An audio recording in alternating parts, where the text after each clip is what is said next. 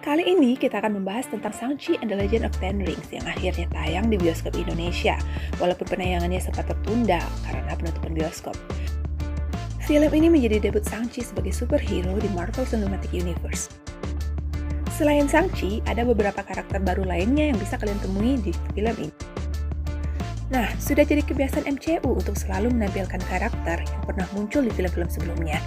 Termasuk pada Shang-Chi and the Legend of Ten Rings, bukan cuma memperkenalkan karakter baru, bahkan karakter yang sudah 13 tahun gak pernah muncul di MCU pun akhirnya comeback lewat film ini. Nah, siapa saja karakter lama dari film MCU yang comeback di Shang-Chi and the Legend of Ten Rings? Yang pertama, ada Wong.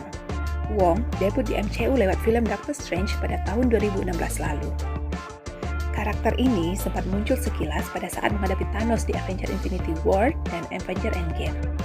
Tanpa perlu menunggu hingga film Doctor Strange kedua yang rencananya akan dirilis pada 2002 nanti, Wong ternyata comeback duluan di MCU lewat film Shang-Chi and the Legend of Ten Rings. Nah, di sini Shang-Chi diceritakan menyusul adiknya ke sebuah tempat pertarungan yang berlokasi di Macau. Nggak disangka, Wong menjadi salah satu peserta pertarungannya. Di sini, Wong bertarung melawan Abomination dan menjadi pemenangnya. Nggak hanya muncul sekali, Wong kemudian muncul lagi di bagian akhir film dan adegan mid-credit. Karakter lama yang udah lama nggak muncul lagi di MCU dan comeback lagi di Shang-Chi and the Legend of Ten Rings berikutnya adalah Abomination. Di tahun pertama MCU, Marvel Studio merilis dua film, yaitu film Iron Man dan The Incredible Hulk. Di film solo Hulk satu-satunya yang ada di MCU ini, The Incredible Hulk menampilkan Abomination sebagai villain. Setelah kekalahannya di film tersebut, Abomination sama sekali nggak pernah muncul lagi di MCU selama bertahun-tahun. Siapa sangka, kemudian Abomination akhirnya comeback di MCU setelah 13 tahun perilisan The Incredible Hulk.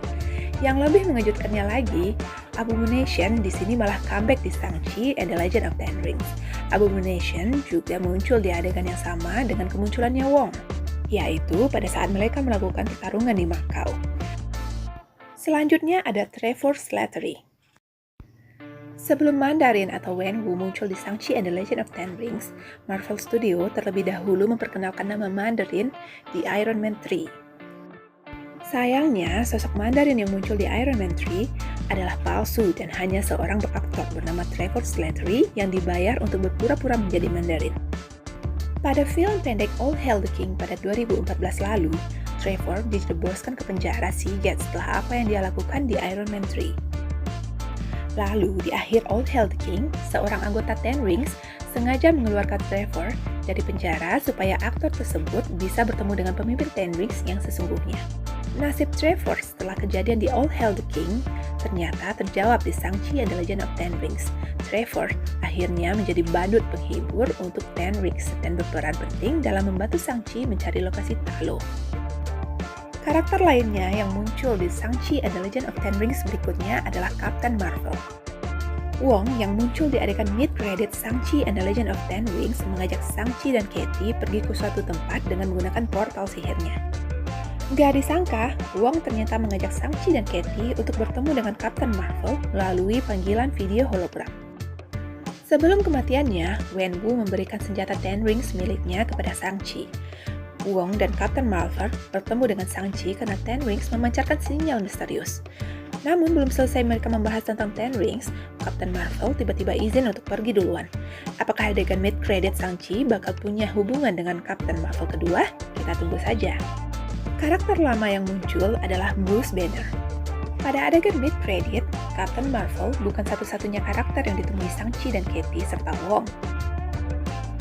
Bruce Banner juga ikut dalam penyelidikan sinyal misterius yang dikirim oleh Ten Rings. Seperti Captain Marvel, Bruce juga tampil dalam bentuk panggilan video hologram.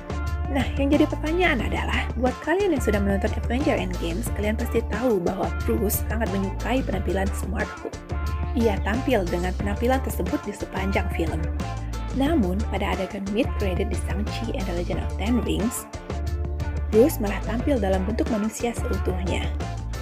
Nah, itulah 5 karakter lama dari film-film MCU sebelumnya yang juga tampil di Shang-Chi and the Legend of Ten Rings. Terima kasih sudah menonton video ini.